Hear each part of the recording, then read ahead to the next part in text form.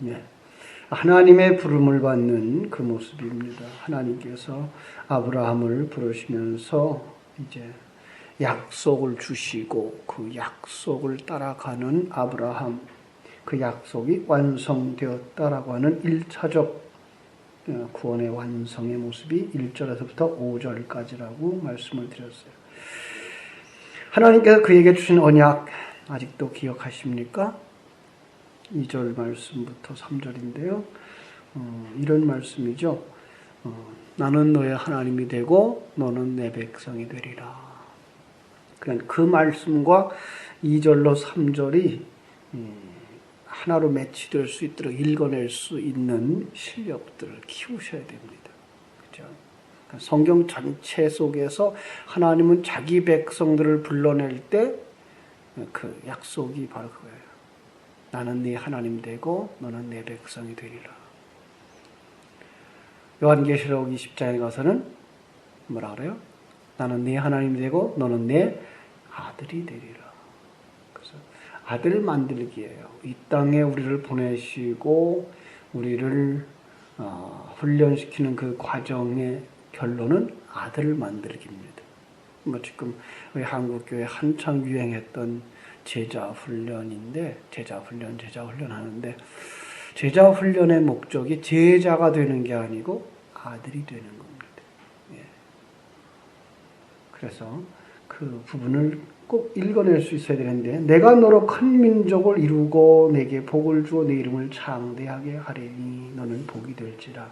여기서 바로 하나님은 생육하고 번성하라 하는 말씀과 연결시킬 수 있어야 되죠. 생육하고 번성함은 사람이 많아지는 것이 아니라 바로 예수 그리스도를 통한 출생, 그들만 하나님의 백성으로 기억되어지고 그 아브라함 속에서 이삭이 나오고 이삭 한 사람 속에서 열국이 나오는 것을 우리가 그리는데 그 예수 그리스도를 통한 예수 안에 있는 하늘의 별 같은 하나님 백성들이 예수처럼 태어난다라는 얘기를 하는 거죠. 아브라함이 이삭을 낳은 것처럼 태어난다라는 얘기고 아브라함이 이삭을 낳는데 왜 그렇게 시간이 오래 걸리죠? 인간의 힘이 아닌 하나님의 힘으로 되는 거야를 보여주시는 거죠. 그래서 인간이 자기의 힘으로 할 수 있는 것들을 다 내려놓을 때까지 내려가죠. 그래서 25년의 세월이 흘러가면서 먼저 하나는 자기 인간이 얼마나 죄악이 가득한 존재인가, 자기만을 위해 사는 존재인가라고 하는 죄성이 드러나는 것. 또 하나는 우리가 하나님의 언약을 이룰 수 있는 존재들이 아니구나. 그죠? 그거를 이제 완전히 들키는 것. 마지막은 그 이삭의 죽음으로 말미암아서 아브라함이 완성되는 그림. 또 하나의 그림은 그 양을 잡아서 드림으로 말미암아서 이삭이 사는 그림. 그런 그림들을 우리가 볼 수 있어야 되는 거죠. 복이 될지라. 복은 뭐예요? 하나님이 가득한 그릇. 나는 없어요. 거기서. 나는 없어요. 그래야만 그 다음 절이 돼요. 3절. 너를 축복하는 자에게는 내가 복을 내리고 너를 저주하는 자에게는 내가 저주하리니. 여기서 너는 그럼 누구가 돼요? 물론 우리죠. 그죠? 물론 아브라함이었고 우리인데 그 너는 이미 없어요. 그죠? 그럼 너를 저주한다는 건 뭐예요? 네 안에 있는 하나님을 저주하는 자. 그래? 저주를 받은 자고 네 안에 있는 하나님을 축복하는 자. 그는 복을 받은 자야. 네 안에 있는 하나님을 저주하는 자, 하나님을 대적하는 자. 그는 하나님의 원수고 네 안에 있는 하나님을 축복하는 자. 그는 하나님과 하나 된 자야. 이 개념이에요. 그래서 결국은 하나님의 자손이 된 거죠. 너를 통해서 그 일을 이루실 거야. 바로 성도들을 향한 얘기죠. 성도들은 이 땅에서 어떻게 살아야 되느냐가 여기에 이미 그림 그려져 있는 모습을 볼 수가 있습니다. 그래서 이러한 약속의 1차적 완성이 5절이라고 그랬어요. 그죠? 그래서 그 마침내 가나안 땅에 들어갔더라. 약속이 성취됐죠. 그 사람들의 이 지상의 삶, 그것이 뭔가 하면은 5절로부터 9절의 말씀이에요. 6절부터 보죠. 아브라함이 그 땅을 지나 세겜 땅 모래 상수리 나무에 이르니. 자, 하나님이 1차적 완성한 그림을 내려놓고 그 다음에 그렇게 약속을 가진 자들의 지상의 삶을 그리고 있는 거예요. 그렇죠? 그러니까 십자가 삶의 시작이라고 그랬어요. 실제적인 그림은 이제 9절부터 나옵니다만은 그것보다 더 중요한 거 하나를 우리에게 짚어주고 내려가죠. 그것이 바로 6절이에요. 그 땅을 지나 통과하여라는 뜻이에요. 그죠? 그 땅을 지나 통과하여. 그리고 그 통과했다고 하는 원어를 살펴보면은 나그네같이 이곳저곳을 여행하다는 뜻이에요. 그러니까 그 글자 하나 속에서 하나님은 우리 인간의 삶이 어떤 것, 또 우리 성도들의 삶은 이 세상에서 어떻게 살아야 되는지 우리 성도의 정체성을 그대로 드러내주고 있는 거죠. 나그네의 삶이에요. 그곳을 지나, 그래서 세겜 땅 상수리 나무에 이르렀다. 이렇게 말씀하고 있어요.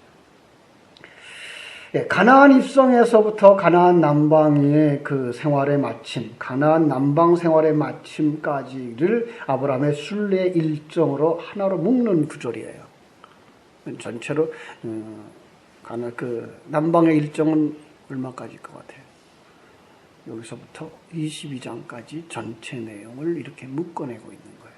그래서 지금 제가 12장을 계속 반복해서 설명해드리고 있는데, 약속의 땅에 들어갔는데 어떻게 광야 인생길을 마치는가? 어떻게 광야 인생길을 마치는가? 그리고 창세기 12장부터 22장까지 아브라함의 일생은 출애굽한 이스라엘 백성들로 계산하자면 광야 40년의 생활인 거죠. 그죠? 구원은 어디서 완성되죠? 구원은 이미 홍해를 건너는 순간 완성되죠. 그죠?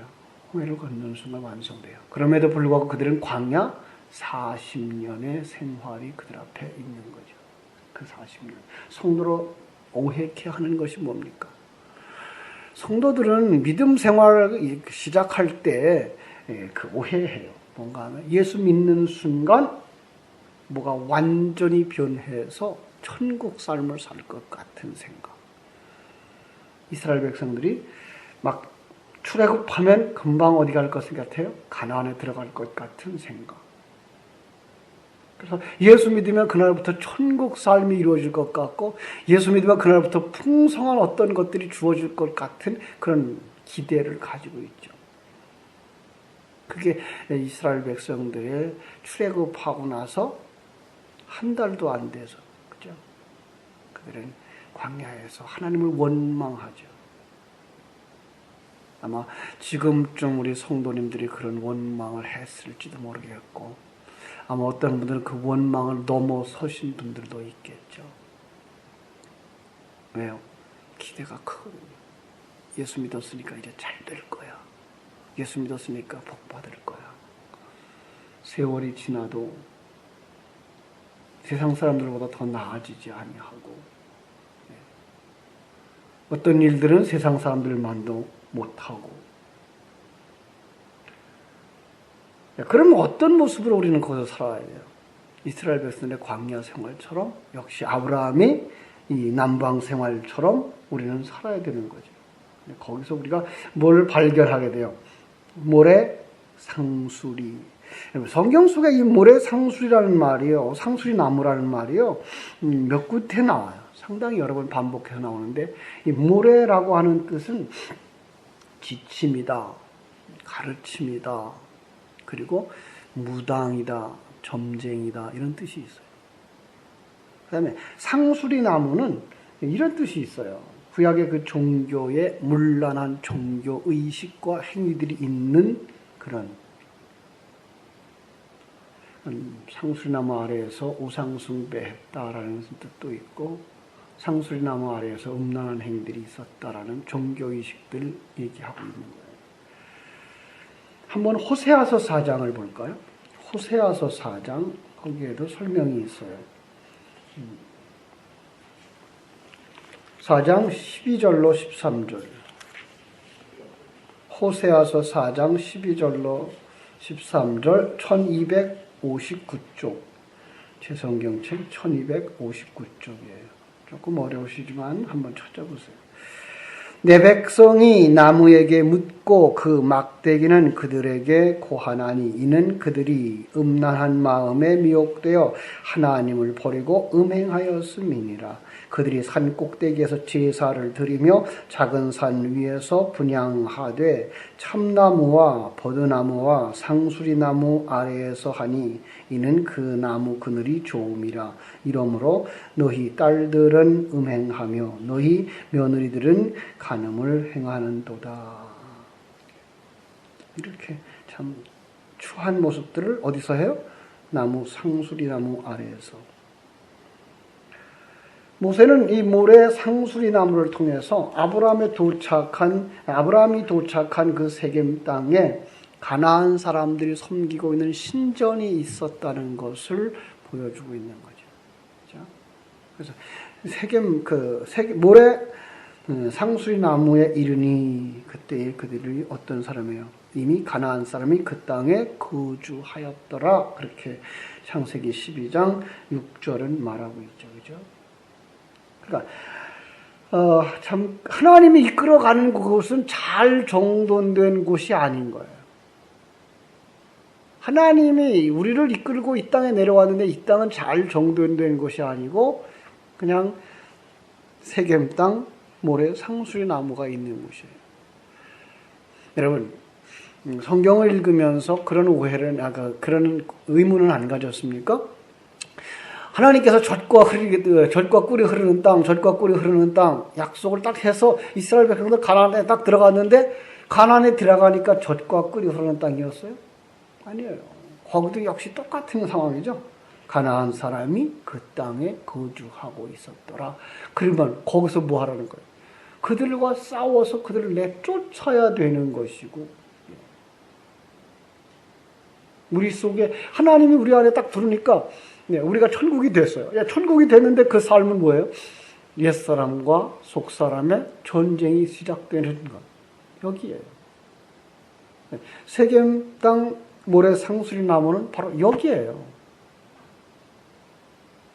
물론 시대적으로 따져서 아브라함은 거기에 그 세겜 땅에 갔고 거기 상수리 나무가 있는 그곳에 가나안 백성들이 있는 그곳에 들어갔지만 이 그림을 통해서 오늘 우리에게 말씀하고 싶은 것은 하나님의 영이 우리 안에 들어왔어요. 완성된 그리스도의 나라가 우리 안에 들어왔어요. 그때 딱 보여주는 게 뭐예요?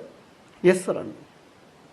이게가 세겜 땅이고 이게가 상수리 나무가 있는 그리고 가나안 사람이 이미 거주하는 땅. 여기에요. 아주 쉽죠. 여기서부터 이 가나안 족속을 몰아내는 싸움, 옛사람 떼어버리는 싸움, 옛사람이 얼마나 집요하게 아브라함을 넘어지게 만드는가, 자기 욕심, 자기를 위한 삶, 자기 생명을 지탱하기 위하여서 하나님이 자기에게 주신 짝을 그 누이 동생이라 그래 시집 보내고 하는 그 모습들이 여기에서 그냥 드러나는 거죠. 이게 성령이 들어오지 아니하시면 그게 안 드러나요. 그러니까 세상 사람들이 느끼는 죄와 우리들이 느끼는 죄는 달라요. 이제 이번 주일날 설교를 정리하면서 이제 이번에 설교하려고 하는 내용이 고난인데 세상 사람들이 가지는 고난과 우리가 가지는 고난은 달라요. 똑같은 고난이라고 보면 그거는 아주 좀 이상하죠. 왜? 우리는 세상에서 고난을 당한다 그랬는데 그럼 저 사람도 세상에서 고난을 당하지 않는다는 얘기거든요. 그런데 고난은 있어요. 그러니까 일반적인 고난과 그 하나님의 백성들만 느끼는 고난이 또 있는 거예요. 일반적인 고난은 우리가 타락한 인생이기 때문에 이 땅에서 살아가는 모든 사람들이 다 겪어요. 그죠? 아주 쉬운 얘기로 감기 들리는 거, 불신자도 감기 들리고 신자도 감기 들려요. 암에 걸리는 거. 불신자도 암에 걸리고 신자도 암에 걸려요. 사업에 실패하는 거. 불신자들도 실패하고 신자들도 실패해요. 그건 세상 사람들이 공통적으로 가지는, 모든 사람들이 공통적으로 가지는 이 지상 삶, 타락한 인간에게 주어진 하나님의 어떤 징계, 형벌, 그 사망으로 가는 사망의 증상들, 이런 거예요. 그런데 그 속에서 우리가 환난을 당한대요. 너희가 세상에서 환난을 당하나. 어쩌다 환난을 당하나가 아니고 하나님의 백성들은 누구나 당하는 환난. 세상이 너희를 뭐 한다고요? 미워한다고요. 그 환난. 이것이 바로 우리들 속에 있는 환난이에요. 여기서 일어나는 존재. 저 사람들은 느끼지 못해 그걸. 우리는 여기서 느끼는 전쟁들이 느끼는 거죠. 그게가 정말 고난이어야 되는 것이고 그 고난의 목적이 뭔지를 다시 한번 생각할 때 우리는 여기서 하나님을 찬송할 수 있는 거예요. 거기까지 가셔야 돼요. 그리고 하나님은 여러분을 거기까지 이끌고 계신 것을 여러분들이 알고 한 걸음 한 걸음 주와 함께 가시기를 주님의 이름으로 축원합니다. 여기도 역시 우상과 이방의 영역에 자기 사랑하는 존재고요. 우리가 얼마나 자기 사랑하는지 몰라요. 아주 쉬운 얘기 하나 들을까요? 우리는 밥을 먹고 체하면 이거 바늘 가지고 따는 거 잘하죠. 그죠? 다른 사람은 잘 따줘요. 자기를 찔러보셨나요? 찔렀어요. 그런데 안 들어가요. 해보세요, 한번. 오늘 아침 잡수시고 한번 이렇게 딱 따보세요. 아니, 찌르고 싶은데 안 찔러, 되게 아프고 안 찔러져요, 이게. 이게가 자기가 자기를 얼마나 사랑하는가의 모습이죠.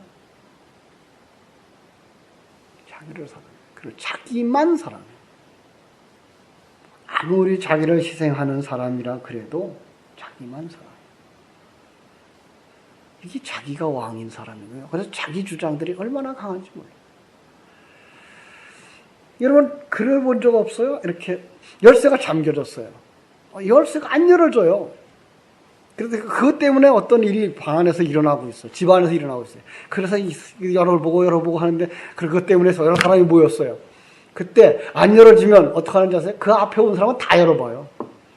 왜? 내가 될 것 같거든요. 내가 하면 될 것 같거든요. 이게 자기 주장의 사람들이에요. 하나님은 거기서부터 우리를 하나하나 내려놓게 만들어요. 그래서 뭐라 그러죠? 나이 먹으면 아기가 된다 그러죠. 그러니까 점점 자기 주장과 자기의 힘들을 내려놓고 낮아져요. 작아져요. 그래서 소자로 가요. 그것이 나쁜 게 아니에요. 연세 드시는 게 나쁜 것 아니고요.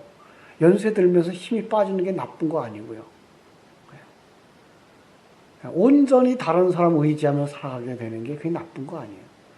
하나님은 그렇게 만들었어요. 그게 정상이에요. 잘 가고 계신 거예요. 그러면서 마지막에는 그냥 옛 모습 던져버리고 영의 세계로 들어가는 거죠.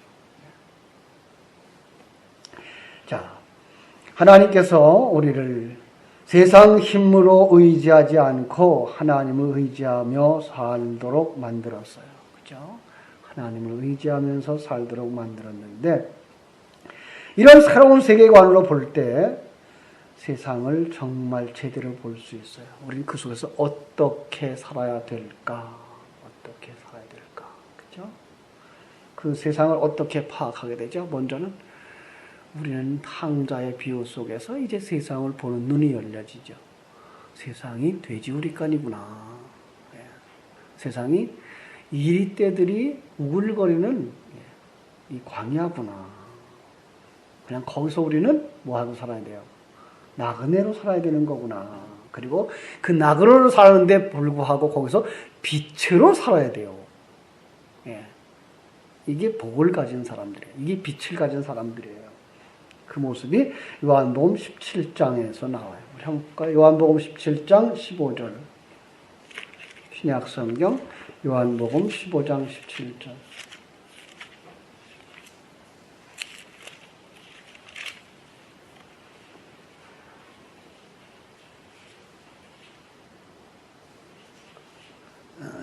아, 17장 15절. 내가 비옵는 것은 그들을 세상에서 데려가시기를 위함이 아니요 다만 악에 빠지지 않게 보존하기를 위함이나이다. 내가 세상에 속하지 아니함 같이 그들도 세상에 속하지 아니하였사옵나이다. 18절. 아버지께서 나를 세상에 보내신 것 같이 나도 그들을 세상에 보내었고. 그죠? 그러니까 예수님께서 우리를 다시금 이 세상에 보내요. 이 모습이에요. 이 모습이 지금 창세기 12장 아브라함을 남방으로 내려보내시는 그 과정이에요. 이 땅에서 뭘 보고 오라고요? 이 땅이 뭔지 보고 오고 그 속에서 뿌리 내리는 것이 아니고 나그네 생활을 하다가 때가 되면 돌아오라고. 그래서 우리는 거기를 지나가야 되죠. 그것이 이스라엘 백성들이 광야 40년이라고 기억하시면 되고요. 그 40의 숫자를 가지고 우리는 또 이제 예수님의 40일 광야 40일을 금식하신 후에 시험당하는 같은 내용이에요. 이스라엘 백성들이 광야에서 뭘 당했어요? 시험을 당했어요. 그런데 그 시험에 다 실패했고 예수님은 그 시험에 합격했고, 그래서 우리 인생들은 자기의 힘으로는 실패할 수밖에 없다. 그래서 성공한 완성한 예수 그리스도의 의를 덧입어야 우리가 완성자로 하나님 앞에 서게 되는 거다의 그림인 거죠. 우리 한번 성경 한 군데만 찾아보고 마치겠습니다. 창세기 23장. 아브라함이 어떻게 그 생애를 마감하는가 보십시다.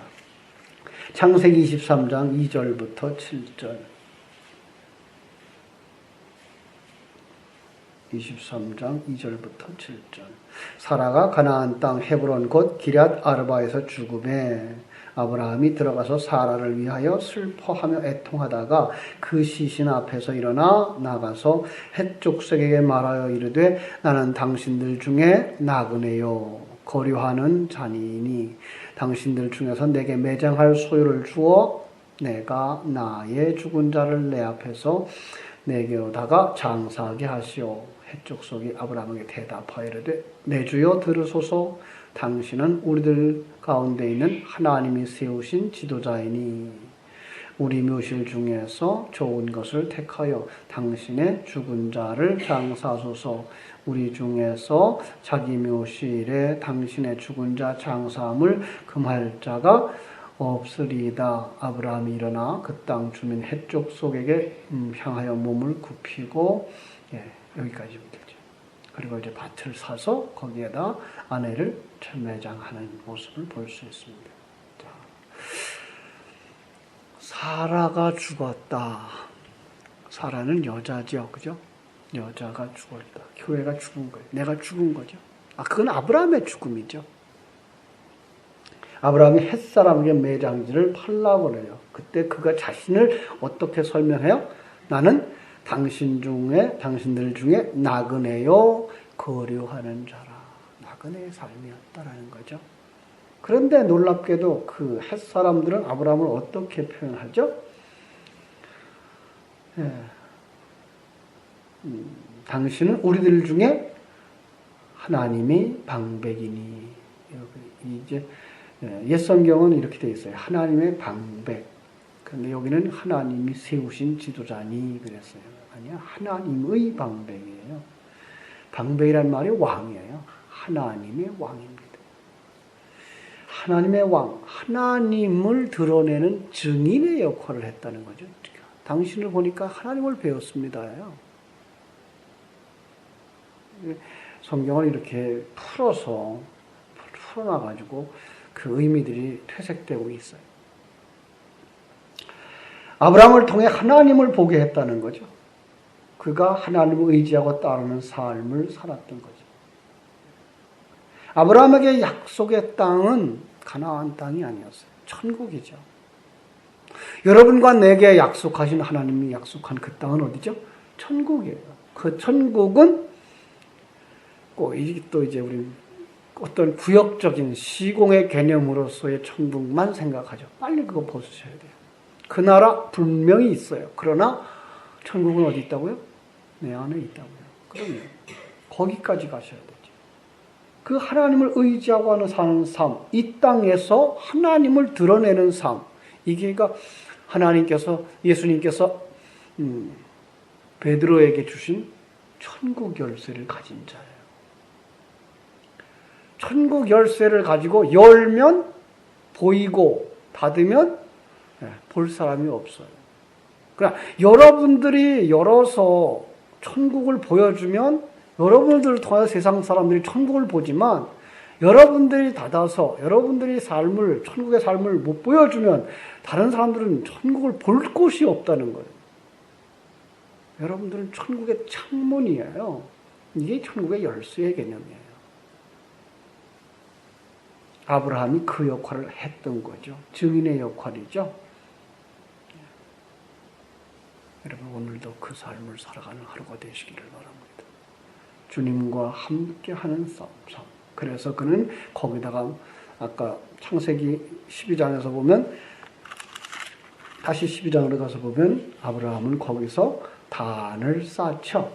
그죠? 7절 여호와께서 아브라함에게 나타나 이르시되 내가 이 땅을 네 자손에게 주리라 하신지라 거기에게 자기에게 나타나신 여호와께 그가 그곳에서 제단을 쌓았다. 단을 쌓았다. 우상 동네 속에서 이방인을 배척하는 그 세계 속에서 거기서 단을 쌓는 하나님을 바라다보고 찬송하는 바로 그 모습은 예수님이 이 땅에 오셔서 배척받는 모습이며 그럼에도 불구하고 예수 그리스도가 세상의 빛으로 살아가는 그 모습을 그대로 반영하고 있는 것이죠. 그렇습니다. 이 우상의 동네 속 지금 우리가 사는 세상 거기서 우리는 뭐 해야 된다고요? 하나님을 예배하는 삶, 증인의 삶을 살아내야 되는 거죠. 그 단을 쌓는 것은 아브라함의 믿음의 표현이고요. 그는 전능하신 하나님을 보고 인식했다고 하는 것이고요. 하나님만 의지하며 살겠다고 하는 고백입니다. 그런데 그 다음부터 펼쳐지는 모양은 또 어때요? 아직도 완성된 모습이 아니에요. 그래서 점점 이제 내려가는 하나님의 훈련을 받게 되는 거죠. 근데 하나님의 훈련의 도구가 뭔가 하면 기근이에요. 그래서 10절에 보면 12장 10절 그 땅에 기근이 들었으므로 아브라함이 애굽에 거류하려고 그리로 내려갔으니 이는 그 땅에 기근이 심하였음이니라. 그래서 이제 애굽으로 내려가서 자기 생명을 보존하기 위해서 살고 있는 자기를 발견하게 돼요. 들키기 시작하는 거예요. 이건 누구만 그래요? 이건 성령 받은 사람의 삶 속에서만 일어나는 죄의 각성. 그렇죠? 이미 그는 삶을 바꿨어요. 첫 번째 회개한 사람이죠. 거듭난 사람이에요. 하나님의 사람이에요. 그런데 불구하고 우리는 또 회개해요. 여러분 그런 의심을 안 해봤어요? 저건 뭐야? 라는 질문을 안 해봤어요? 아니 하나님 앞에 회개하면 방향을 바꾸는 거라며. 모든 거 예수 안에서 다 해결했다며. 그런데 왜 또 회개하고 또 회개해야 되죠? 이런 모습들이죠. 심지어 그래서 이 구원파 같은 사람들은 뭐예요? 이미 예수 그리스도 완성되었으니까 이제 다시 회개할 필요가 없다. 이러고 살죠. 우리로서는 도저히 용납이 안 되는 부분이죠. 그런데도 불구하고 그들은 그 말을 주장하고 구원에 대해서 예수 영접에 대해서 굉장히 점검을 하면서 너 언제 구원받았냐? 구원받은 날짜, 시간 어떤 사건, 그거 요구하면서 그것만 가지고 있으면 당신은 이제부터 어떻게 살아도 천국에 간다. 방종으로 가죠. 이게 영지주의자들의 그 위해예요. 아니에요. 우리는 분명히 예수 그리스도 안에서 구원받은 자예요. 그건 과거 완료형이기 때문에 그렇게 말할 수 있고요. 그 다음에 선한 일을 시작하신 이가 하나님이시기 때문에 우리 안에서 그 일을 이루셔서 완성될 것을 바라볼 수 있고요. 그러나 그럼에도 불구하고 우리는 매일매일의 삶 속에서 뭐가 들켜요? 자기의 죄악됨이 들켜요. 그때는 하나님 앞에 무릎 꿇고 하나님 왜 이게 또 나와요? 이거 된 줄 알았는데 이게 안 됐네요. 이게 정리됐는 줄 알았더니 이게 안 됐어요. 아직도 미움이 있어요. 아직도 혈기가 있어요. 하나님 이거 쫓아내주세요. 그러면서 어디로 가야 돼요? 자기 지 안에다가 진리의 물붓기 작업을 계속 해야 되는 거죠. 그 물붓기 작업을 계속 하셔서 그 안에서 죄악의 삶이 벗어나고 죄악의 속성들이 벗어나야 돼요. 여러분 입을 열면 무슨 말이 나와야 됩니까? 여러분 아주 거룩한 말만 나오나요? 여러분이 정말 거룩한 말만 나오면 감사해야죠. 그런데 하나님은 그걸 거짓말인 것 들키게 여러분 속에다가 그냥 이렇게 쌀뜨물 이렇게 휘젓듯 휘저어버려요. 그러면 여러분 속에 있었던 게가 탁 튀어나오죠. 그래서 그렇게 넌 아직도 이래 그러는 걸 드러내게 하려고 부딪힘을 하나님이 허락해요. 그래서 친구와도 부딪히고 그다음에 심지어는 부부간에 부딪히는 거 그리고 자식하고 부딪히는 거 이런 부딪힘을 통해서 네가 다 된 줄 알았지. 네 꼴은 이래야지. 그러니까 쌀뜨물 뒤집어 놓는 거. 그때 막 속에 있는 게 막 나오죠. 아직도 정화되지 아니한 언어. 아직도 하나님의 그 속성을 그대로 드러나지 못하고 있는 죄악된 모습들. 그것을 들킬 때마다 무릎 꿇으셔야 돼요. 그걸 들킬 때마다. 안 들키고 사는 거 그거 좋은 거 아니에요. 포장을 잘 했다고 그러죠. 어느 날 포장한 거 펑 터지면요. 그냥 끝나요. 그게 들키셔야 돼요. 그래서 그 들킬 때마다 내 모습에 아직도 옛사람 이렇게 남아있구나. 아직도 옛사람 남아있구나. 하나님 언제 내게서 이거 벗겨주실까요? 바울 사도의 고백이죠. 오호라 나는 곤고한 사람이로다. 난 다 된 줄 알았어. 내 나이가 지금 몇인데 이제 일을 마칠 때쯤 됐는데 이제 늙어 죽을 때가 됐는데 아직도 이게 살아있네. 이 사망의 몸을 누가 건져낼까? 그죠? 이 사망의 몸을 누가 나를 건져낼까? 그런데 바로 돌아서서 그는 찬양을 하죠. 왜요? 내 힘으로는 안 되는 거 나 알아. 하나님이 그래서 하셨어. 정말 하나님은 찬송받으실 분이야. 이 고백이 7장 마지막 부분과 8장 1절 2절에서 나오는 거죠. 이건 성도들에게 있어서 늘 있어야 되는 싸움이에요. 그리고 그것이 눈이 밝아지면 밝아질수록 더 많아져요. 더 깊어지고요. 그래서 충격이 더 커져요. 그런 것 때문에 충격받았다고 믿음 없는 사람이라고 치부하지 마세요. 그건 믿음이 있어야 충격이 오는 거라니까요. 내가 아직도 이런 모습. 근데 그런 걸로 오는 충격이 아니라 그냥 세상적인 충격으로 와서 그 충격에 쓰러지면 안 되셔요. 그건 아직도 옛사람이니까. 여러분들의 삶 속에 매일 매 순간 싸우는데 그때 잊지 마실 것. 내 안에 누가 계셔요? 하나님 계셔요. 그리고 그분이 내 인생을 완성하실 거예요. 그분, 그 진리의 말씀을 여러분 묵상하시고 그 진리의 말씀으로 여러분의 푯대를 삼고 약속의 말씀, 언약의 말씀 붙잡고 오늘도 승리하게 되기를 주님의 이름으로 축원합니다. 기도하겠습니다.